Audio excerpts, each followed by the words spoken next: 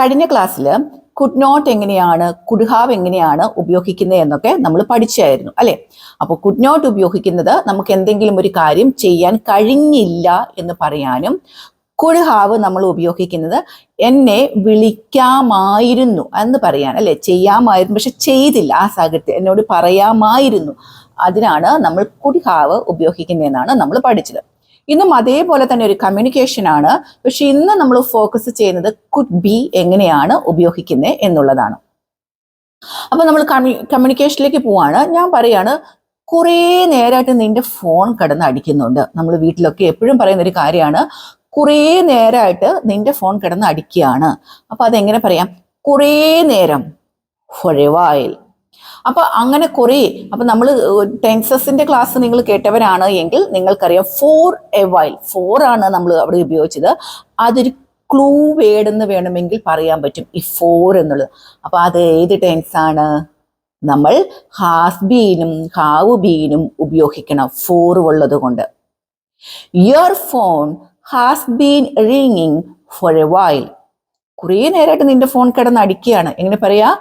Your phone, നിന്റെ phone, your phone കുറേ നേരമായിട്ട് അടിക്കുകയാണ്. Has been ringing for a while. പറയൂ, your phone has been ringing for a while. ഒന്നിട്ട് പറയൂ, your phone has been ringing for a while.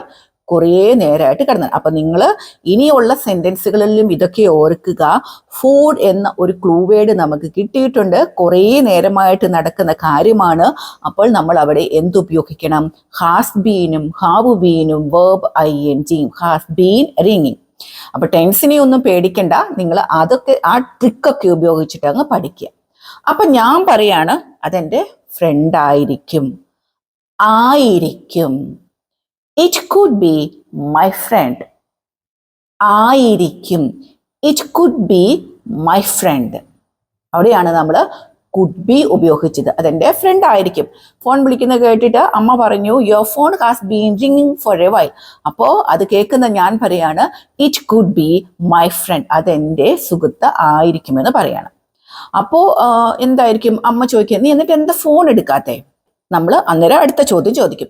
അപ്പൊ നിങ്ങൾ അതൊന്ന് ട്രൈ ചെയ്ത് നോക്കിക്കുക. നമ്മൾ പറഞ്ഞതല്ലേ, എന്തുകൊണ്ടാണ് വൈ ഫോൺ എടുക്കാത്തത്? ആറിൻറ്റ്. വൈ ആറിൻറ്റ് വേണം, കാരണം നമ്മൾ എടുക്കാത്ത ഒരു നെഗറ്റീവ് എന്ന പോലെ, എടുത്തോ നല്ല ചോദ്യം, എടുക്കാത്തത് എന്നാണ് ചോദ്യം. അപ്പോൾ നമുക്കൊരു നെഗറ്റീവ് പോലെ വേണം അല്ലേ? Why aren't you answering the call. എന്നിട്ട് എന്താ? then why aren't you answering the call?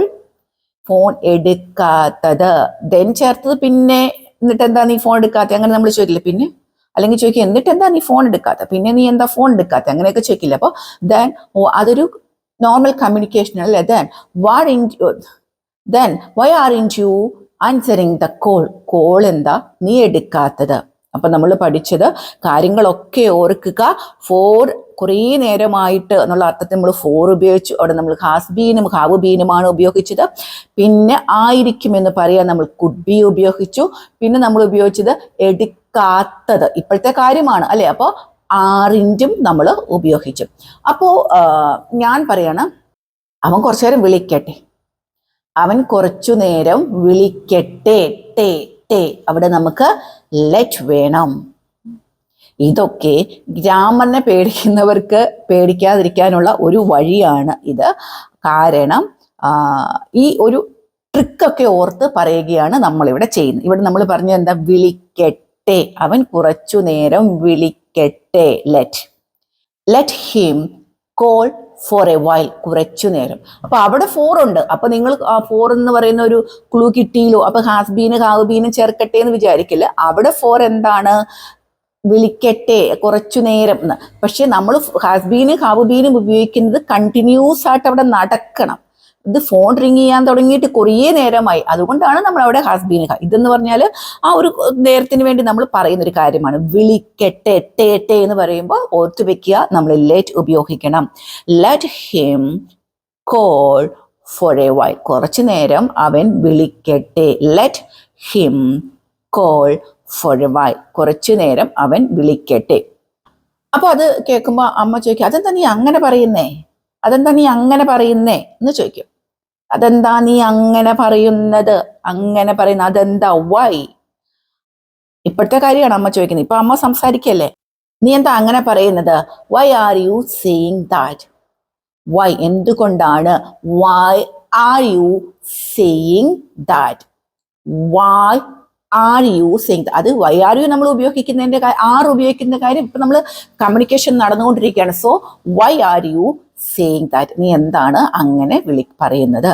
അപ്പൊ ഞാൻ പറയാണ്, അവന് ഇന്നലെ എന്നെ വിളിക്കാമായിരുന്നു, പക്ഷെ അവൻ ചെയ്തില്ല. ഇന്നലെ അവൻ എന്നെ വിളിക്കാമായിരുന്നു. He could have called me yesterday, but he didn't. അവൻ ചെയ്തില്ല. could have പഠിച്ചതാണ് അല്ലെ. He could have called me yesterday. അവൻ ഇന്നലെ എന്നെ വിളിക്കാമായിരുന്നു, but he didn't. അവൻ ചെയ്തില്ല. could have വിളിക്കാമായിരുന്നു. He could have called me yesterday, but he didn't. അവൻ ചെയ്തില്ല. അപ്പൊ അമ്മ പറയാണ്, അവൻ എന്തെങ്കിലും തിരക്കായിരിക്കും. He could be busy with something. എന്തെങ്കിലുമൊക്കെ കാരണം കൊണ്ട്. He could be busy with something. തിരക്ക് ആയിരിക്കും. could be busy with something. Okay, ഇനി അമ്മ അന്നേരം എന്തായിരിക്കും പറയാം? അപ്പോ അത് കേൾക്കുന്ന നമ്മൾ പറയാം, അത് ശരി ആയിരിക്കും. It could be right. ആയിരിക്കും. It could be right. It could be right. അത് ശരിയായിരിക്കും.